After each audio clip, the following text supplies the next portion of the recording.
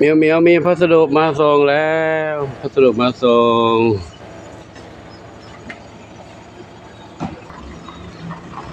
มีพัสดุมาส่งถึงหลวงปู่อุกิจอธิจิตโตพุทธสถานวัดโป่งชัยตำบลบ้านสาอำเภอแจ้ห่มจังหวัดลำปางจำนวน1 กล่องครับจำนวน1 กล่องข้างกล่องเขียนไว้ส่งมาจากคุณโยมวรรณดาเชี่ยวสกุลวังทองหลางกรุงเทพนะครับเดี๋ยวแกะดูข้างในเป็นอะไรน้องเหมียวศรีสุดามารอตรงนี้เหรอ สุดานอน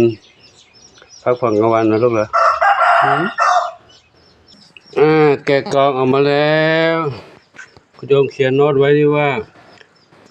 มันได้กระเทียนหลวงปู่โรยไว้ริมรั้วในบ้านใหญ่ของน้องเหมียวหน้าฝนก็จะขึ้นงอกงามเลยไปเก็บให้กระต่ายกินนะนี่ได้กระถินนะได้กระถิน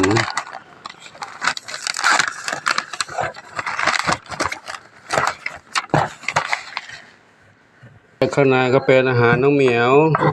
อาหารเปียกน้องเหมียวมีอาหารเปียกกินแล้วน้องเหมียวมีอาหารเปียกกินแล้วเหมียวไม่ได้กินอาหารเปียกมา2 วันแล้วเนาะได้กินแล้วเนาะครับก็ขออนุโมทนาสาธุขอบุญกุศลทั้งหลายเหล่านี้จงเป็นพลวัตปัจจัยนุนำคำชูให้คุณโยมวรรณดาเชี่ยวสกุลพร้อมครอบครัวพบความสุขความเจริญมีความสุขกายสุขใจปรารถนาที่ใดขอได้ทั้งความมุ่งมั่นปรารถนาทุกประการเทินสัพพิติโยวิวัชชันตุสัพพะโลกโควินัสสุมาเตภัตบันตรายโยสุขีทีขายุโกภวะอภิวาทนะสิริสานิจังพุทธาปัจจายโนจัตตารโอธรรมาวัฏันติอายุวโนสุขังพระลังสาธุเหมียวมารอตรงนี้เดี๋ยวปู่แกะให้กินไม่รู้ไหมนะแกะให้กินเลยเนาะเดี๋ยวปู่แกะให้กินนะลูกนะตามมานั่งรอเนาะแกะให้กินมากันนี้น้องนี้แล้วเดี๋ยวปู่แกะให้กินนะเดี๋ยวแกะกระป๋องเล็กนี่ก่อนเนาะเพื่อเขากินไม่หมด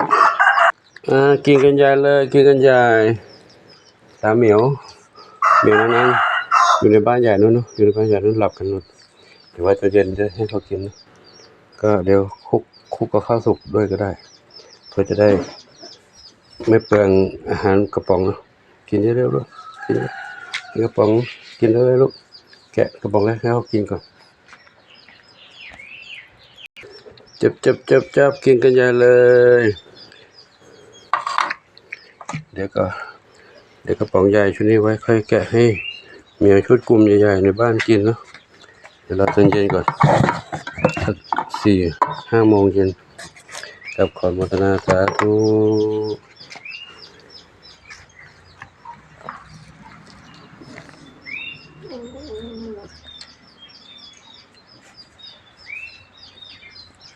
อายุวโนสุขังพระลัง